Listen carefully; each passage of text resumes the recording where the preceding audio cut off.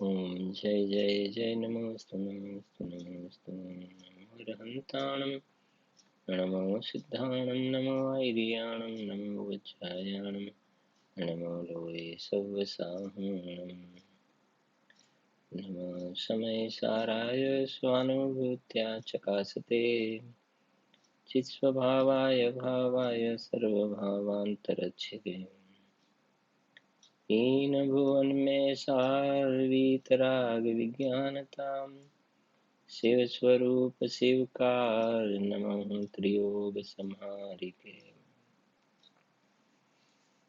अध्यात्म प्रेमी आत्मज्ञानी पंडित श्री दौलतरामजी द्वारा रचित छड़ा ग्रंथ में पांचमी ढाળ 12 भावना में अशुचि भावना।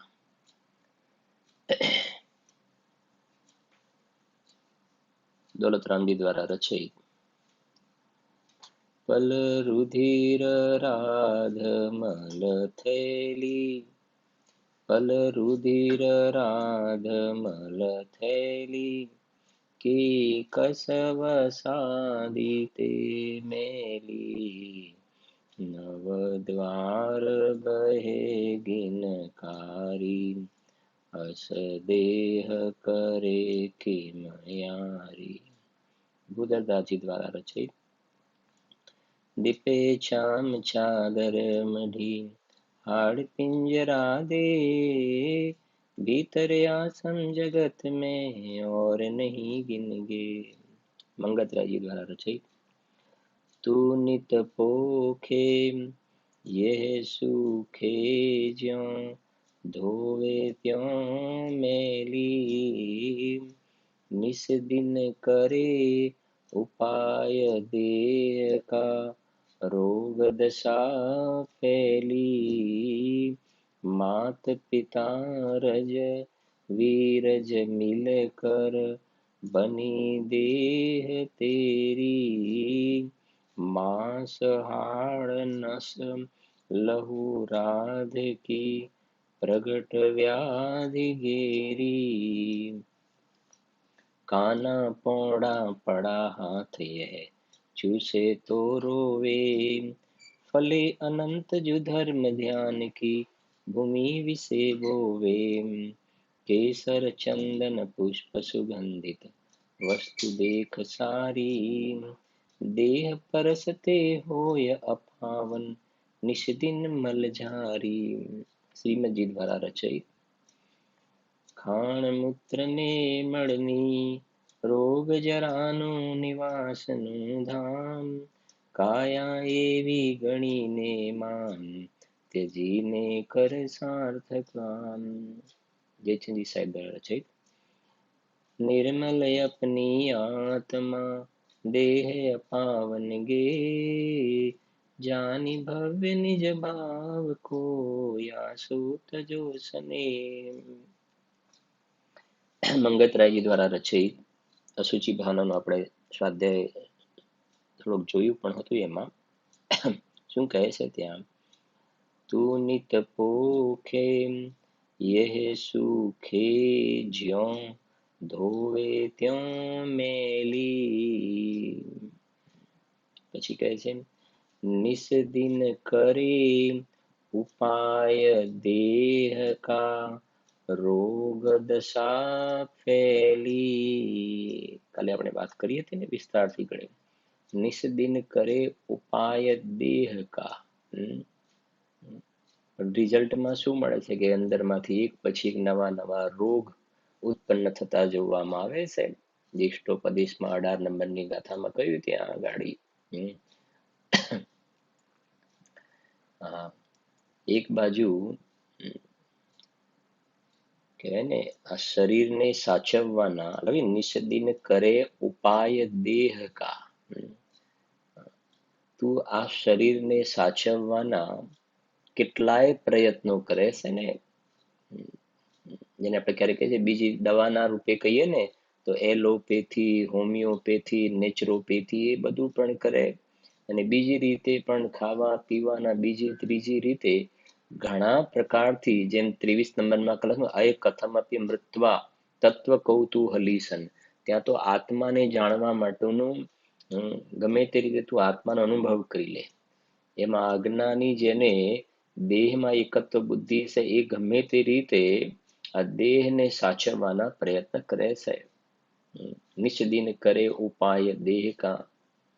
પણ કાલે કહ્યું ને કે શરીરને તું સાચવવાનો ઉપાય કરે છે, પણ એમાં નવા નવા રોગ પ્રગટ થતા જોવામાં આવે છે ને. કીધું ને કે એક સાંધીને તીર તૂટે એવી સ્થિતિ જોવામાં આવે છે. અને અને આ બાજુ અંદરમાં જઈને જોવામાં આવે તો આ જે પોતાનો આત્મા ચૈતન્ય તત્વ છે ને, જે અનંત ગુણોને પીને બેઠેલો છે ને, તો એ કહે છે કે આ આત્મામાં અનંત ગુણો જે છે ને, જીવત્વ ચિતિ દશી જ્ઞાન વગેરે અનંત ગુણો વગર સાચવે સચવાયેલા રહ્યા છે. બરાબર સમજવું. આત્મામાં અનંત ગુણ જે છે એ વગર સાચવે સચવાયેલા રહ્યા છે. વગર સાચવે એટલે તને એનું સાચવવાનો તને વિકલ્પ નથી, પણ વગર સાચવે સચવાયેલા રહ્યા છે. કેમ કે તું નિગોદમાં પણ રહ્યો, એકેન્દ્રિયમાં પણ ગયો ને, તો કેવી સ્થિતિ હતી? પર્યાય અપેક્ષા દયની સ્થિતિ હતી ને. નરકમાં પણ ગયો, પણ એવી બધી પર્યાયોમાં તું ગયો ને, તો પણ તારા આત્મામાં જે અનંત ગુણો જે છે, જેને આપણે ગુણોના સમૂહને દ્રવ્ય કહીએ છીએ, તો અનંત ગુણોમાંથી એક પણ ગુણ ઓછો નથી થયો. એક પણ ગુણ ઓછો નથી થયો. સાથે સાથે એ અનંત ગુણમાં એક ગુણ ઓછોય નથી થયો, અને દરેક ગુણનું જે અનંત સામર્થ્ય જે છે, એ સામર્થ્યની અંદર પણ કોઈ જાતિની કચાશ નથી આવી. એ સામર્થ્ય કંઈક ઘટી ગયું, નિગોદમાં ગયો તો એકેન્દ્રિયમાં ગયો તો એવું નથી થયું. એનો અર્થ આ, તું એવું અંદરમાં સર્વોત્કૃષ્ટ તત્વ છો, એની અંદર આ બધા ગુણો વગર સાચવે સચવાયેલા રહ્યા છે, ને પવિત્રતા રૂપે રહેલા છે. અંદરમાં પવિત્રતા રૂપે અનંત ગુણો સાચવે વગર સાચવે સચવાયેલા રહ્યા છે. અને આ બાજુ શરીરને સાચવવાના તું પ્રયત્ન કરે છે, અને દિવસે દિવસે શરીર જવાબ આપે છે. રોગ દશા ફેલી જવાબ આપે છે. એટલે કદાચ તમે સાંભળ્યું છે, આપણે ક્યારેક કહીએ છીએ એના માટે એક સ્લોગન, સાચવવાની વાત આવી ને, જે સંબંધ સાચો હોય તે સાચવવો ના પડે. શું કહ્યું? જે સંબંધ સાચો હોય તે સાચવવો ના પડે. અને જે સંબંધ સાચવવો પડે તે સાચો ના હોય. કાચો પાકો પાપડ જેવું લાગે છે થોડું આપણને. પેલું એ કહ્યું કે જે સંબંધ સાચવવો પડે ને એ સાચો ના હોય. શરીર સાથેનું તું કે છે આ સંબંધ અને કુટુંબ પરિવાર ને બીજું ત્રીજું બે એમના ઘેર આપણે જવું પડે હો, નહીં તો સંબંધ સાચવવા જવું પડે. નથી કહેતા? નહીં તો આપણા ઘરે કોણ આવશે સંબંધ સાચવવા? તો ગમે તકલીફ વેઠવીને જવું પડે. તો સંબંધ સાચવવા જવું પડે ને, તો જે સંબંધ સાચવવા જવું પડે સાચો ના હોય, સમજી લેવું, સાચો ના હોય. તો બહારમાં જે લૌકિક સગા સંબંધી જે કહીએ છે ને, તો એ સંબંધ તો ખોટો સંબંધ છે કે સાચવવા જવું પડે છે, એટલે ખોટો છે, એ સાચો નથી. સાચો હોય તો સાચવવો ના પડે. સીધી વાત છે. સાચવવો પડે છે તો સાચો ના હોય. આ શરીર સાથેનો સંબંધ, આને શરીરને સાચવ કરે છે અજ્ઞાની, અને આને સાચવવું પડે છે ને, માટે આની સાથેનો સંબંધ સાચો ના કહેવાય. સાચો ના કહેવાય. એટલે 200 નાસ્તિ સર્વોપી સંબંધ, આની સાથે અમારે કોઈ સંબંધ નથી, કોઈ સંબંધ નથી. એનું ચતુષ્ટય, એનું ઘર અલગ, મારું રહેવાનું ઘર અલગ, મારે એને કોઈ લેવા દેવા નથી. સમજાય છે કે નહીં? તો સમજજો કે આને સાચવવું પડે છે, માટે એની સાથેનો સંબંધ સાચો ન કહેવાય. બરાબર છે કે નાસ્તિ સર્વોપી સંબંધ. અને 47 શક્તિમાં લખ્યું ને 47 નંબર, સ્વસ્વામિત્વ સંબંધમય શક્તિ. આ આત્મામાં જે અનંત ગુણ જે છે ને, ગુણ જે છે એ જે કહ્યું ને વગર સાચવે સચવાયેલા રહ્યા છે. એટલે અનંત ગુણોનો જે એકબીજા સાથે સંબંધ જે છે ને, એ સંબંધ સાચો છે. સાચવ્યા વગર સચવાયેલા રહ્યા છે ને, એટલે ફરીથી યાદ કરો કે જે સંબંધ સાચો હોય તે સાચવવો ના પડે. તો આ સાચવવા નથી પડતા ગુણોને સાચા નહીં, કઈ એમાંથી ઓછું થઈ જશે તો ઓછું થઈ જશે, તો કંઈક વધી જશે તો કંઈક બીજું આવી જશે, તો એમાં કંઈક એની અંદર કંઈક ઘટાડો થઈ જશે, તો એવું નથી. તો સાચવવો નથી પડતા ને આત્માના અનંત ગુણોને, તો સાચવવા નથી પડતા, માટે અનંત ગુણોનો જે સંબંધ જે છે એ સાચવવો નથી પડતો એટલે સાચો, અને આને સાચવવું પડે છે માટે સંબંધ ખોટો સંબંધ છે. એટલે અહીંયા લખ્યું છે નિસ્દિન કરે ઉપાય દેહ કા, તો રિઝલ્ટ શું મળ્યું કે રોગ દશા ફેલી, એક પછી એક નવા નવા રોગ જોવામાં આવે છે. અલગ અલગ પ્રકારના, આ કોરોનામાંથી પાછું કઈક એલ એલ કઈક કોરોના પાછું કોરોનામાં પાછું આવો એક રોગ આવ્યો. આ કરોડો રોગ જે આપણે કહ્યા હતા ને, એ બધા રોગો આની અંદર 5,68,00,000 કહ્યા ને બધા. તો કોરોનાની પણ ડિફરન્ટ ટાઈપ આવી ગઈ આ બધી. જેમ પેલા કોલેસ્ટ્રોલ પેલું સારું ને ખરાબ ને એવું બધું હોય છે ને, ડાયાબિટીસ પેલું વધારે ને ઓછું, બીપી વધારે ને ઓછું, એમાં કોરોના પણ અલગ અલગ પ્રકારના. તો કહે છે કે આને તું સાચવવાના પ્રયત્ન કરે છે ને, તો એમાંથી રોગ નીકળે છે. હવે આ બાજુ સામે કહે છે, અહીંયા હવે કહે છે અસ્થિમાં, તો અંદરમાં જે આ બાજુ લખી નિસ્દિન કરે ઉપાય દેહ કા, તો એ બાજુનો ઉપાય છોડને, અને અંદરમાં જે પોતાનો નિર્મલ આત્મા જે છે, શુચિત્વને ધારીને રહેલો, પવિત્રતાને ધારીને રહેલો જે ભગવાન આત્મા છે ને, એને જોવાનો ઉપાય કર ને, એક બાજુ એને જોવાનો ઉપાય કર. હમણાં કહ્યું ને અય કથમ અપી મૃત્વા તત્વ કૌતૂહલીસન, આ ભગવાન આત્માને જોવાનું કૌતૂહલ તો કર, એને જોવાનો ઉપાય તો કર. આનો ઉપાય છોડ, આને તો રિઝલ્ટ આપી દીધું. અંદરમાં જોવાનો તો ઉપાય કરીશ ને, તો ઉપાય કરીશ, જે ટોડરમાં જે લખ્યું ને પુરુષાર્થથી મોક્ષ પ્રાપ્તિ, ઉપાય એટલે પુરુષાર્થ. આ જે ઉપાય કરતો હતો ને, એ તો મિથ્યા પુરુષાર્થ હતો, એ તો આત્માનું ઊંધું વીર્ય હતું, ત્યાં આગળ વિપરીત પુરુષાર્થ હતો. અંદરમાં જોવાનો તો પુરુષાર્થ તો કર, અને એ કહે છે પુરુષાર્થ કરીશ ને, તો પુરુષાર્થ કરીશ ને, તો એના ફળમાં શું ફેલશે, એના ફળમાં શું આવશે કે એના ફળમાં સમ્યક દર્શનની પ્રાપ્તિ થશે, શ્રેણી આવશે, અરહંત દશા આવશે, સિદ્ધ દશા આવશે, મોક્ષના ફળ પાકશે, ત્યાં મોક્ષના ફળ પાકશે. એક વખતે અંદરમાં જોવાનો ઉપાય તો કર, ખાલી કોઈ ડોક્યું તો કર, એક વખતે અંદરમાં તારામાં કેવા નિધાન ભરેલા છે. બાકી તો આપણે શાસ્ત્રમાં ખ્યાલ છે ને, સનત કુમારનો જીવ ચક્રવર્તી હતા ને, ચક્રવર્તી હતા, આપણે કથામાં નથી જતા કે જેમના શરીરના રૂપને જોવા માટે સ્વર્ગમાંથી દેવો આવતા હતા, અને એ જ શરીરની અંદર, એ જ શરીરમાં 700 વર્ષ સુધી, એક બે નહીં 700 વર્ષ સુધી કોડ નીકળ્યો. તો પછી તારા શરીરમાં પણ નીકળી શકે કે ના નીકળી શકે? તો સાચવ કરે ને ગમે તેટલું, આ શરીરના પરમાણુ બદલાઈ જાય. એટલે આપણે આજે સ્વાધ્યાય એટલા માટે ચાલી રહ્યું છે ને, કે આ બાજુનું લક્ષ્ય છોડી આ અસુચિ ભાવનામાં આ સમજી, અને એ તરફનું લક્ષ્ય છોડી, અને અંદરમાં આ જે પોતાના સ્વભાવ સન્મુખ અનાદિકાળથી લક્ષ્ય જ નથી કર્યું, જીવે લક્ષ્ય જ નથી કર્યું. આજે જ એક વિકલ્પ આવ્યો હતો હમણાં, કે જો પેલા તો કહેતા કે કોરોના ફોરેનમાં હતો, પછી ઇન્ડિયામાં આવ્યો, પછી ગુજરાતમાં આવ્યો, મહારાષ્ટ્ર તો મહારાષ્ટ્રમાં એ પ્રમાણે. હવે એક વસ્તુ સમજી લો, જે રીતે આપણે બહારમાં ન્યૂઝ રિપોર્ટ જે મળે છે ને, એક પ્રકારથી સમજો કે કોરોના જે છે આપણા બારણાને ખટખટાવી રહ્યો છે. સમજાય છે કે નહીં? જે ઘરમાં રહો, સુરક્ષિત રહો છે ને વાત, એક આપણા ડોર સુધી આવીને આપણું બારણું ખખડાવી રહ્યો છે. ખ્યાલ આવે છે કે નહીં? ગંભીરતાથી વાત સમજવી. હસી મજાકનો વિષય નથી આ. એ આપણું બારણું નોક કરે છે, ખટખટાવે છે.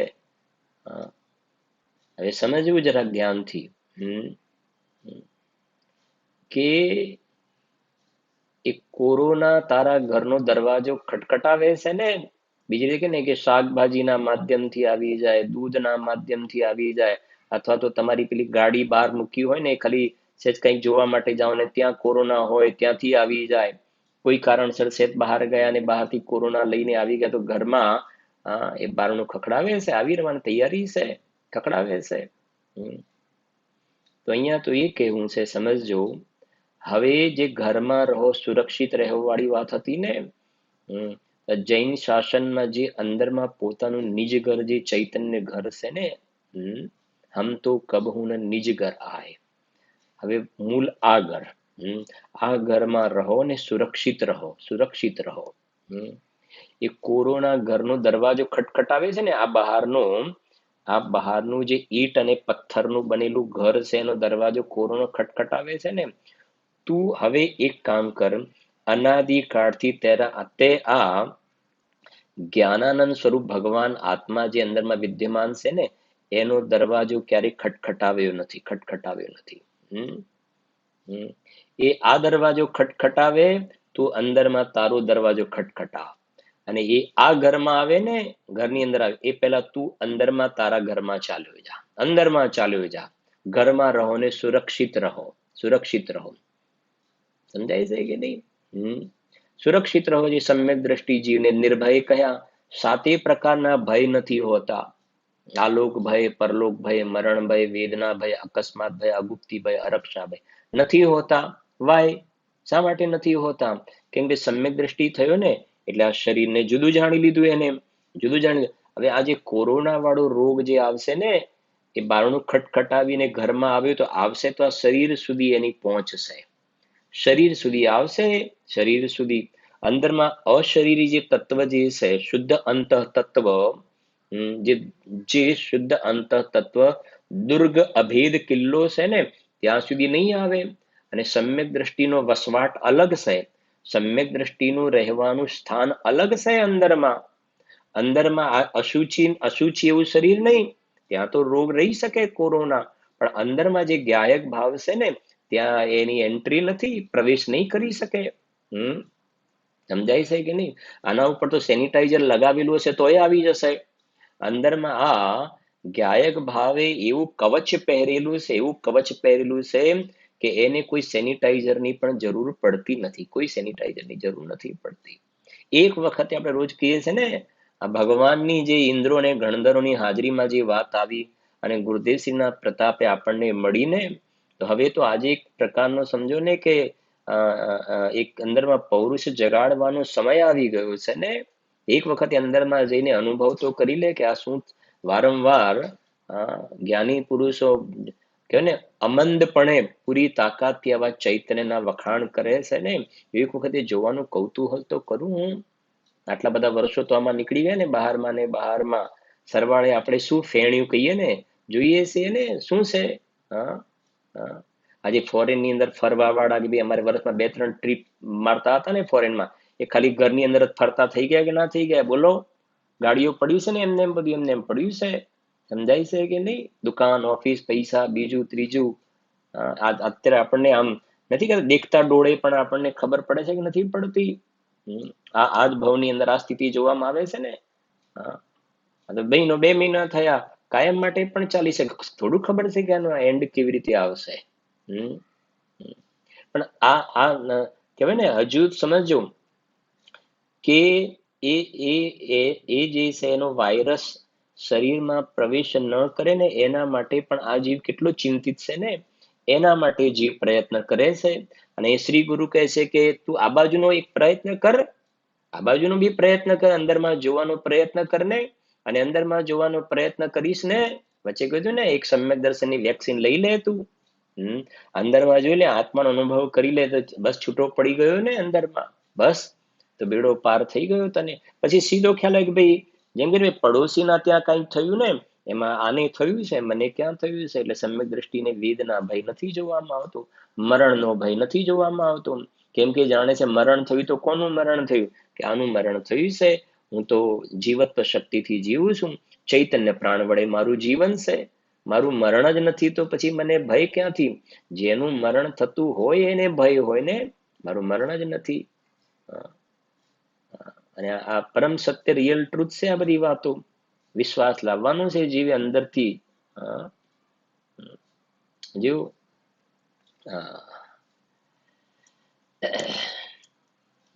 અને છે ને ભાઈ, આપણે એમ જ સમજીને ચાલો, આપણે કોઈ કહેવાય ને એવી ભાવ સમજો, એમ સમજીને ચાલો કે હવે આ બધો રોગ દિવસે દિવસે જે જોઈ રહ્યા છે, આંકડા વધીને આવવા વાળું છે. હવે આપણે જરાક વિચારીએ કે આવો રોગ મને આવવા વાળો છે તો મારું જીવન કેવા પ્રકારનું હોય? આવો રોગ મને પ્રવેશ કરવા વાળો છે તો મારું જીવન કેવું હોય? બરાબર છે કે નહીં? અને એવું જીવન વ્યતીત કરે, જીવ સમજે ને એને, ધર્મ કહેવાય ને, જે પેલો ભૂકંપ આવે એ વખતે બધા મંદિર ભરાઈ ગયા હતા ને, એમ અત્યારે મંદિરમાં જવાની છૂટ નથી, પણ બધાના ઘરની અંદર ધર્મની ચર્ચા થવા લાગી ગઈ ને. લૌકિકમાં પણ રામાયણ મહાભારતની સિરિયલ ચાલુ થઈ ગઈ ને. સમજાય છે કે નહીં? તો ધર્મ વાલું લાગ્યો ને. તો મારું તો કેવું છે કે કદાચ કાલે પુણ્યના ઉદયથી બીજો સારો અવસર પણ આવે, નીકળી જાય, તો પણ આ સમય દરમિયાન આપણે મરણને જે નજીકથી જોઈ રહ્યા છીએ ને, બહારના અસાતાના ઉદયને નજીકથી જોઈ રહ્યા છે, તો આપણું જીવન કેવા પ્રકારનું હોવું જોઈએ? તો ત્યાર પછી પણ, આ તો એક કોરોના છે, પછી પણ મરણ તો આવવાનું છે ને. તો બાકીનો સમયનું જીવન પણ આપણું એક મુમુક્ષુ આત્માર્થીનું કેવું હોવું જોઈએ, એ આ બધી ઘટનાઓમાંથી આપણે એક શિક્ષા લેવાની છે, સમજણ આમાંથી કેળવવાની છે. બાકી એકલા કોરોના જ પ્રવેશ ના કરી જાય, એમાં ને એમાં જ આપણો ટાઈમ વ્યતીત ચાલ્યો જાય, અને અંદરમાં જોવાનો જે આ અવસર છે, તો પોતાના પૌરુષને જગાડીને અંદરમાં જોવાનો ઉદ્યમ કરી લેવો જોઈએ. બસ, તો થઈ ગયું કામ, બેડો પાર થઈ જશે તારો. એટલે કહે છે અહીંયા ગાડી કે અંદરમાં આને ઉપાય કરીશ તો નહીં ચાલે કશું. ગઈકાલે જ હવે તમે પણ જોયો હશે, એક વિડીયો જોવામાં આવ્યો હતો. જે થઈ જાય ને, રોગ ફેલાઈ જાય, પછી દેહ છૂટી જાય. હશે મારા ખ્યાલથી 25-30 વર્ષનો યુવાન હતો એ. કપડા તો જે પહેરેલા હતા એ જ પહેરેલા હતા, અને આખી બોડીને જે કહેવાય ને, બધું સેનિટાઈઝર થી બધું, ડેડ બોડી હતી ને, બધું આમ કરે ને, પછી જે આપણે જોઈએ ત્યારે એમ થાય કે જો તું આ બધું શરીરને આપણે આવશે ને, આ જોતું, આ બધું વાંચ્યું પણ ખરું, બધું શણગાર કરે છે ને બધું. કેટલા પાપ બાંધે છે જીવતું. અને છેલ્લે તારા બોડી પર સેનિટાઈઝર બધું લગાવીને પેક કરીને, કેવી રીતે પેક કરીને, કોઈ કુટુંબ પરિવાર સગા સંબંધી આ તે કેવી રીતે દેહ છૂટતા જોવામાં આવે છે ને. અને આ અંદરમાં એવી એકદમ સ્ટ્રોંગ અંદરમાં પોતાની પરિણતિ બનાવી. કાલે ઉઠીને પાછા સાતાના ઉદય આવે ને, એ વખતે પાછા આપણે હતા એવા ના થઈ જાય, એવું ખાસ વિશેષ ધ્યાન રાખવું. જો ક્યારેક આપણે વ્યાખ્યાનની અંદર કહીએ છીએ, તમે સાંભળી પણ હશે, આ અજ્ઞાની અને જ્ઞાનીની પરિણતિની વાત સમજજો. અજ્ઞાની અને જ્ઞાનીની પરિણતિ. મિથ્યા દ્રષ્ટિ જે છે ને, અસાતાનો ઉદય આવે ને એ વખતે સાતાની રાહ જોવે છે. અસાતાનો ઉદય વખતે સાતાને વેઇટ કરે. અત્યારે અસાતાનો ઉદય ચાલે છે ને, બધા સાતાની રાહ જોઈ રહ્યા છે ને. સાતાનો ઉદય આવે, પુણ્યનો ઉદય આવે, પુણ્યનો ઉદય આવે. અંદરમાં પોતાનો જ્ઞાતા દ્રષ્ટા જે આત્મા જે છે ને, એને જોવાનો પુરુષાર્થ નથી કરતો. બરાબર સમજો. અસાતાનો ઉદય આવ્યો એ વખતે જ્ઞાતા દ્રષ્ટા સ્વભાવને નથી જોતો, પણ શું છે આજનો આંકડો? શું છે આજનો આંકડો? શું છે? ઘટ્યું કે ના ઘટ્યું જરા ધ્યાન રાખજો. સારું થઈ જશે, બરાબર, સારા દિવસો આવશે ને. અસાતાના ઉદય વખતે સાતાને વેઇટ કરે છે, સાતાની રાહ જોવે છે, જ્ઞાતાને નથી જોતો. અને પછી જ્યારે સાતાનો ઉદય આવે છે ને, સમજાય છે ને, સાતાનો ઉદય આવે છે એ વખતે શું કરે છે? સાતાનો ઉદય આવે એ વખતે પણ અંદરમાં જ્ઞાતાને નથી જોતો. સાતાના ઉદયમાં, પુણ્યના ઉદયમાં છકી જાય છે. અને પુણ્યના ઉદયમાં, સાતાના ઉદયમાં અસાતાને બાંધવાનું કામ કરે છે. અસાતાને બાંધવાનું કામ કરે છે. અને પાછું અસાતાનો ઉદય આવે ને એટલે રોવા માટે બેસે છે. અસાતાના ઉદયમાં રોવા માટે બેસે છે અને સાતાની રાહ જોવે છે. બે વસ્તુ સમજો. અસાતાના ઉદયમાં આર્ત ધ્યાન કરે છે. આર્ત ધ્યાન કરે છે. અને સાતાનો ઉદય આવે ને એ વખતે રૌદ્ર ધ્યાન કરે છે. છકી જાય છે, કોઈ ને એકદમ પાપ કરવામાં પાવરદો થઈ જાય છે, બધું ભૂલી જાય છે. ગુરુદેવે કહ્યું ને, એના માટે સાતાના ઘેનમાં ડૂબી જાય છે.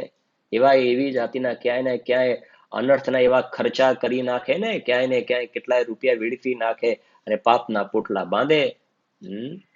સમજાય છે કે નહીં? એટલે સાતાના ઉદયમાં પાપના પોટલા બાંધ્યા, અસાતાને બાંધ્યું. અને અસાતાનો ઉદય આવ્યો ને એ વખતે પણ પરિણામ બગાડ્યા અને પાપના પોટલા બાંધ્યા. સરવાળે એને આ જ કામ, ખોટા કામ કર્યા એને. નિયમ સારમાં ત્રીજી ગાથામાં કર્તવ્ય જે છે રત્નત્રય પ્રગટ કરવા યોગ્ય તો કર્યું નહીં આ જીવે. હવે સમ્યક દ્રષ્ટિ જીવની પરિણતિ જુઓ. સમ્યક દ્રષ્ટિ જીવની અત્યારે ઇષ્ટોપદેશની સુંદર ગાથાઓ ચાલી રહી છે, અદ્ભુત ગાથાઓ. સમ્યક દ્રષ્ટિ જીવની પરિણતિ કેવી છે? સમ્યક દ્રષ્ટિ જ્ઞાની જે છે ને, અસાતાનો ઉદય આવે ને, અસાતાનો ઉદય આવે એ વખતે સાતાની રાહ નથી જોતા. ગજકુમારના માથે સગડી મૂકીને તો સાતાની રાહ ના જોઈ. હા, ગજકુમારની વાત તો મુનિરાજની વાત રહી. ચોથા ગુણસ્થાન વાળા સમ્યક દ્રષ્ટિની પણ વાત કરીએ ને, તો શ્રેણિક રાજાને કેવા નરકમાં પાપનો ઉદય છે. એક કોરોના થોડો છે, ત્યાં તો કેટલાય પ્રકારના રોગો છે ને. સમ્યક દ્રષ્ટિ છે અંદરમાં. તો અસાતાના ઉદય વખતે બહાર નારકી કૃત દુઃખ ભોગે અંતર સુખરસ ઘટાઘટી. અંતર સુખરસ ઘટાઘટી. બહારમાં પાપના ઉદય ચાલે છે ને, એ વખતે અંદરમાં આનંદની ઘટાઘટી કરે છે. અસાતાના ઉદય વખતે જ્ઞાની સાતાની રાહ નથી જોતા. સમજાય છે કે નહીં? અને બીજું વિશેષ કરીને વાત કરીએ ને, તો અસાતાના ઉદય વખતે જે પૂજ્ય બેનસીના વતનામૃતમાં લખ્યું છે કે જેમ નાનું બાળક હોય ને, એ માનો છેડો પકડીને ચાલે, માનો છેડો પકડીને સાડીનો, અને ક્યાંક એવું ભયની સ્થિતિ દેખાય ને, તો માને એકદમ ચોંટી જાય છે, જૂથ ચોંટી જાય છે. એવી રીતે જ્ઞાની ધર્માત્મા પુરુષો મુનિરાજ જે છે, એ કહે છે કે પાપના ઉદય આવે ને, અસાતાના ઉદય, એ વખતે અંદરમાં પોતાના શુદ્ધ આત્માને, ભગવાન આત્માને એવા ચોંટી જાય છે, જેમ પાટલા ગો ચોંટી જાય ને દિવાલો, એમ અંદર પોતાના સ્વરૂપને ચોંટી જાય છે, ચોંટી જાય છે, અને કેવલ જ્ઞાન લઈને ઉભા થઈ જાય છે. જે કહ્યું ને, ગજકુમાર, મુનિરાજ વગેરે, યુધિષ્ઠિર, ભીમ, અર્જુન, મોક્ષે ચાલ્યા ગયા. નકુલ અને સહદેવ એક ભાવ પછી ચાલ્યા જવાના છે ને, કઈક મોટો ફરક નથી ત્યાં આગાડી. એક એક ચરિત્ર જુઓ, જ્ઞાનીઓના ચરિત્ર જુઓ.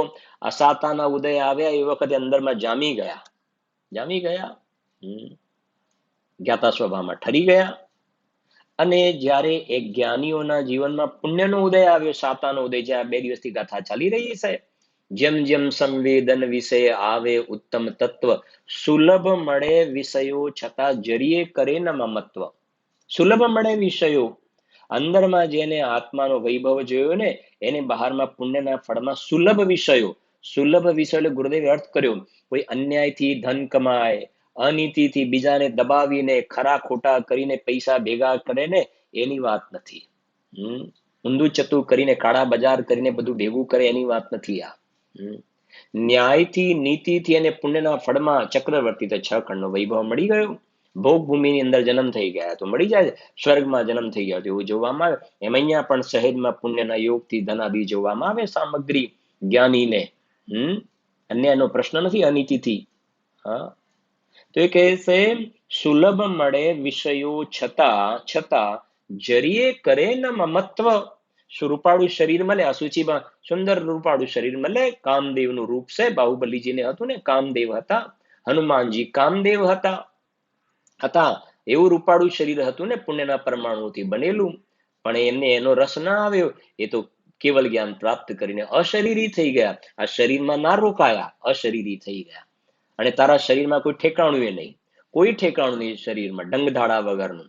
અને એની અંદર બધું લાલ પીળું કાળું ધોળું કર્યા કરે છે ને બધું. અંદર અને બહારમાં તારી એની અંદર જ આવો મનુષ્ય ભવ વીડફી નાખ્યો તે.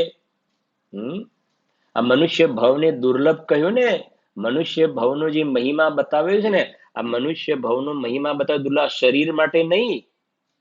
આ શરીરના માટે એનો મહિમા નથી બતાવ્યો, પણ આ મનુષ્ય પર્યાયમાં જીવને ધર્મ પ્રગટ કરી લેતું, ધર્મ પ્રગટ કરવા માટે એની દુર્લભતા બતાવી છે. ધર્મ પ્રગટ કરવા માટે આ મનુષ્ય ભવનો મહિમા બતાવે. આ મનુષ્યના શરીરનો મહિમા નથી બતાવવો ત્યાં આગળ. એટલે સમ્યક દ્રષ્ટિ જ્ઞાની ધર્માત્મા પુરુષો બંને પરિસ્થિતિમાં આર્ત ધ્યાનને રૌદ્ર ધ્યાન નથી કરતા, પણ ધર્મ ધ્યાનને શુક્લ ધ્યાનના માર્ગે ચડી અને સિદ્ધતાને પ્રાપ્ત થઈ જાય છે. જ્યારે અજ્ઞાની જીવો બંને પરિસ્થિતિમાં પાપના પોટલા બાંધીને નરક નિગોદમાં જવાની તૈયારી કરે છે. એ કહે છે કે નિષદિન કરે ઉપાય દેહ કા રોગ દશા ફેલી. અને જ્ઞાની અંદરમાં જામી જાય છે ને, અંદરમાં જામી જાય છે તો કેવલ જ્ઞાન લઈને ઉભા થઈ જાય છે. વિચાર તો કરે જીવ શાંતિથી. એના પછીની પંક્તિમાં આવે છે, જુઓ. તરત કહે છે मात पिता रज वीरज मिलकर बनी देह तेरी, मांस हाड़ नस लहू राध की प्रगट व्याधि घेरी।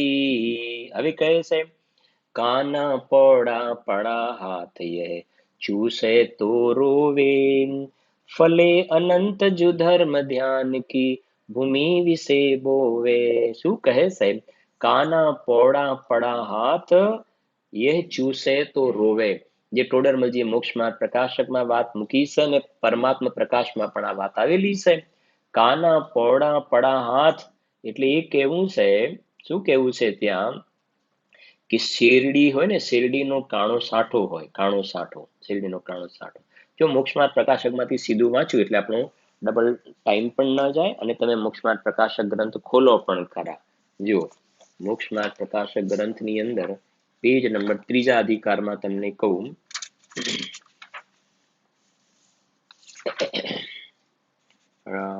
69 નંબરનું પેજ છે, પેજ નંબર છે 69।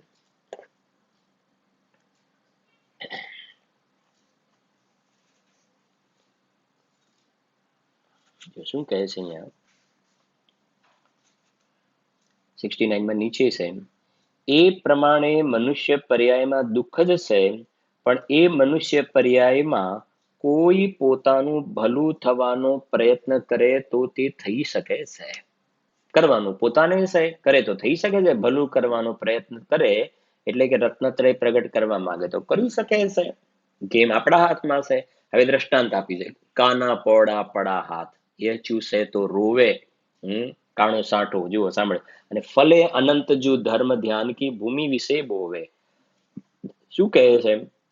જેમ કાણા સાંઠાની જડ, સાંઠો કેવો છે? શેરડીનો સાંઠો કાણો છે।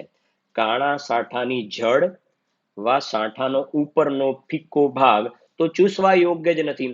સાંઠો કાણો છે, વચ્ચે ગાંઠ છે, નીચેનો ભાગ અને ઉપરનો ભાગ ફિક્કો છે, એમાં કોઈ ટેસ્ટ જ નથી ને, તો ચૂસવા યોગ્ય નથી, ચૂસવા યોગ્ય જ નથી।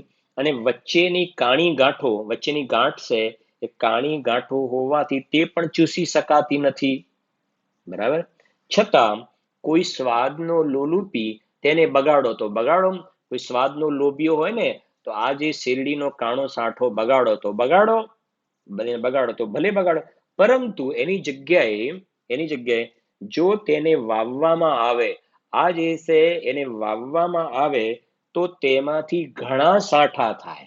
પેલો એક સાંઠો બગાડ્યો ને, પણ એની જગ્યાએ વાવવામાં આવે તો બરાબર સમજજો, ઘણા સાંઠા થાય અને તેનો સ્વાદ પણ ઘણો મીઠો આવે। કેટલું સરસ લખ્યું છે ટોડરમલજી, આપણા માટે લખીને ગયા છે। ગ્રહસ્થ દશામાં હતા ને, આ કામ કરીને ગયા, એમને પણ લગ્ન કર્યા હતા, હરિશ્ચંદ્ર અને ગુમાનીરામ એમને 2 દીકરા હતા, એમને આવા કામ કર્યા છે, અદ્ભુત ગ્રંથો લખ્યા છે, સમ્યક જ્ઞાન ચંદ્રિકા ટીકા વગેરે, પુરુષાર્થ સિદ્ધિ ઉપાયની પણ ટીકા લખી, આ ગ્રંથો લખ્યા છે। તું તો પરિવારના ઘણા ગાગા કરે છે ને, એમને આવી રચનાઓ કરી છે, તે વાંચી ખરી? કોઈ દિવસે ખોલીને વાંચ્યું? તું ગ્રહસ્થ છે એટલે કે અમારે તો બધા કુટુંબ પરિવાર વાળા અમે બધું લઈને બેઠા છે, અરે એમને હતું ને આ બધું, પણ આપણે ખાટલે ખોડ છે, ખાટલે ખોડ એટલે અંદરમાં જ રુચિ નથી આપણને, રુચિ નથી આપણને। કોઈ કે તો વાંચવાનું એવું થોડું હોય, કોઈ કે તો વાંચવાનું એવું થોડું હોય, આ ધંધા વ્યાપારમાં કોઈ કે તો જ એનો રસ આવે છે, અંદરમાં વિકારના કેવા ઉભરા આવે છે પાપના, આવું સ્વાધ્યાય કરવાના અંદરમાં કેમ ભાવ નથી બનતા આપણા? હા, પછી ઉતારા ક્યાં થશે? ક્યાં ઉતારા થશે? જવાનું તો છે ને અહીંયાથી, કેવી રીતે જશો? કઈ ભાથું લઈને જવાનું છે કે નહીં? રત્નત્રયનું ભાથું કે બસ એમને એમ? જો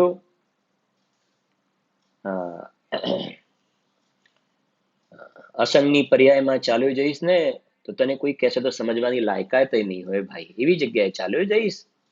ટોડરમલજી 9મા અધિકારમાં લખ્યું છે, ક્યાંય સંસારમાં ખોવાઈ જઈશ, કોઈ પત્તોય નહીં ખાય, અહીંયા નામ ધામ ઠામ બંગલા ને ગાડીઓ ને ઓફિસ ને આ ને તે ને બધું ચકાચક, આ તે બધું જ જીરો થઈ જતા વાર નહીં લાગે, જીરો થઈ જશે।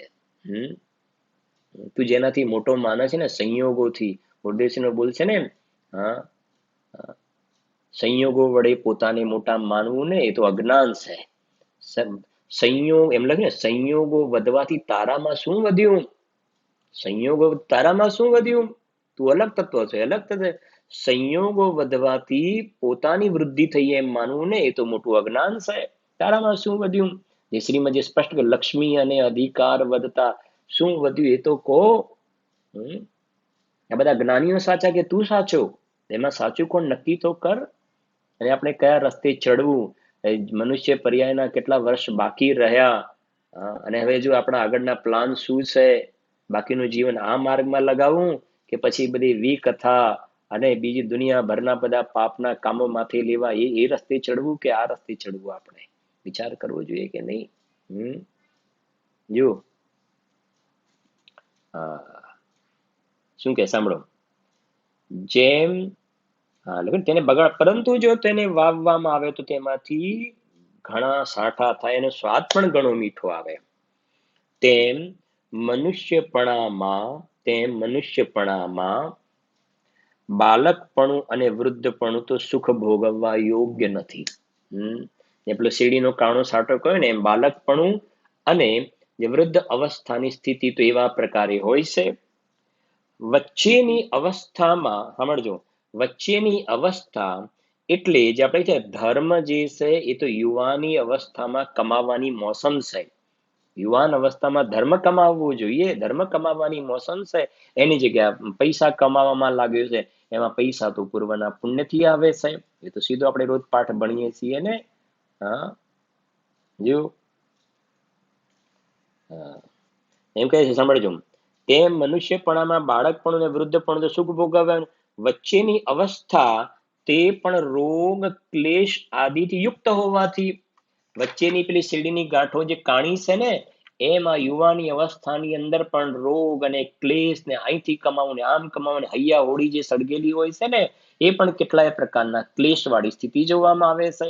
અંદરમાં કેવાય આકુળતા જોવામાં આવે, આર્ત ધ્યાન રૌદ્ર ધ્યાનના પરિણામ જોવામાં આવે છે. યુવાન અવસ્થામાં પણ તારી સ્થિતિ આવી છે, સુખ ઉપજતું નથી, આખું કાણું થઈ ગયું ને સાંઠા જેવી સ્થિતિ, છતાં કોઈ વિષય સુખનો લોલુપી તેને બગાડે તો ભલે બગાડો.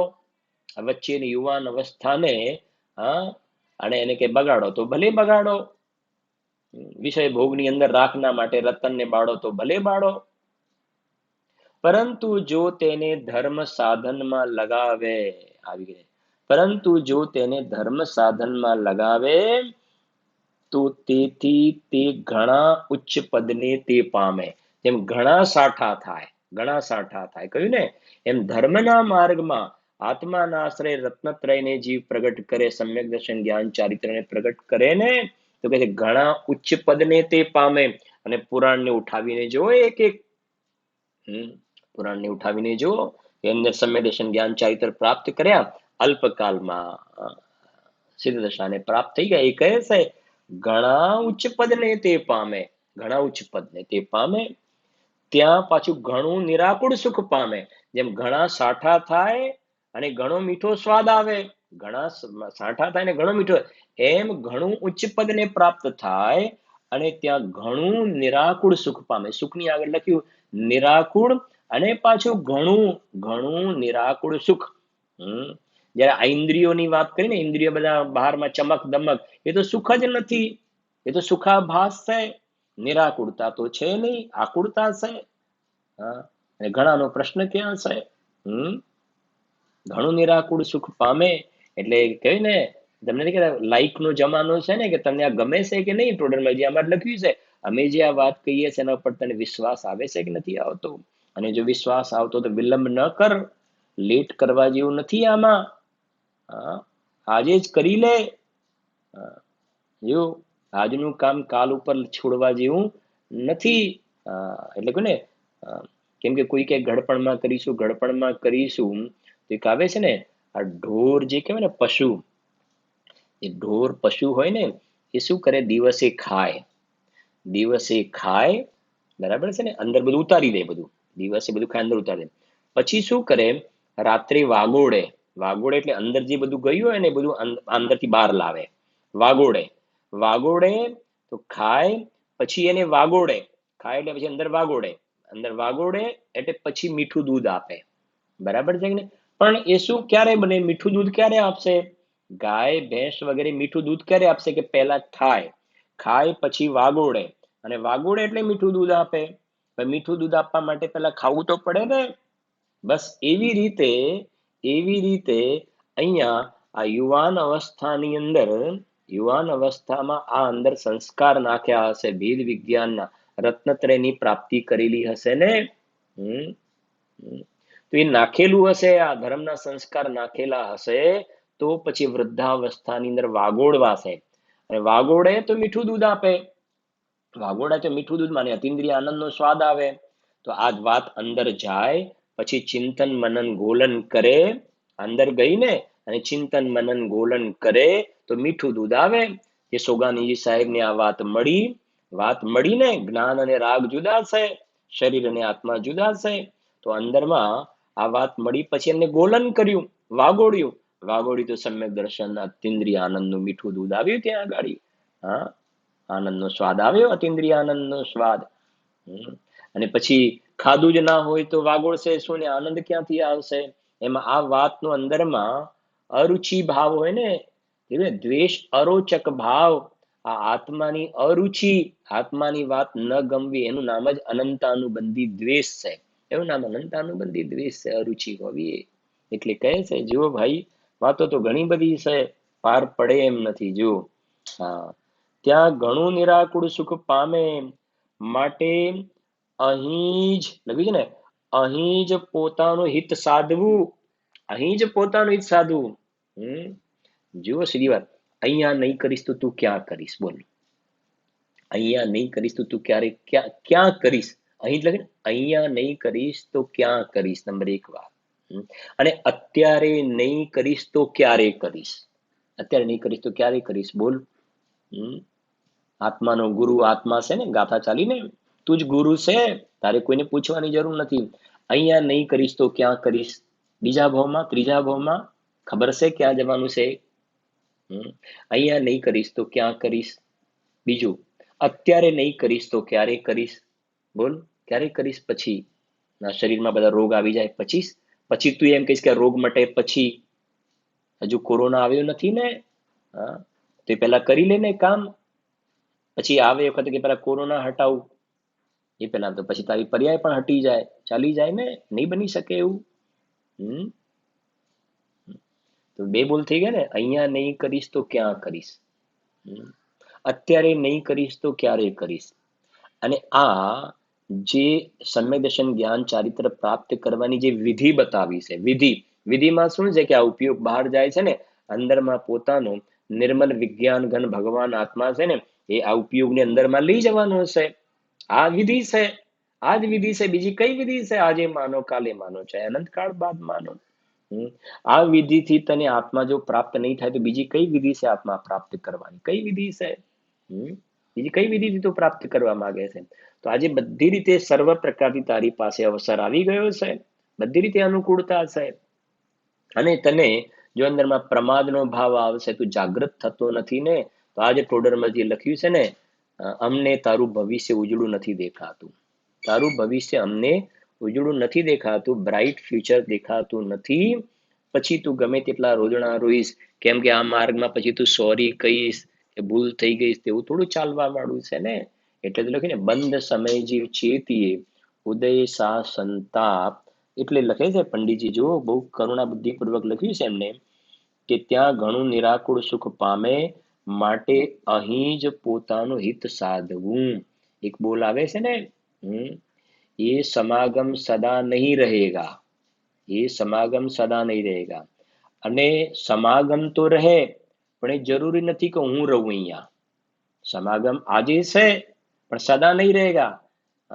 સમાગમ રહેગા, પરંતુ હું રહું કે ના રહું. બરાબર છે.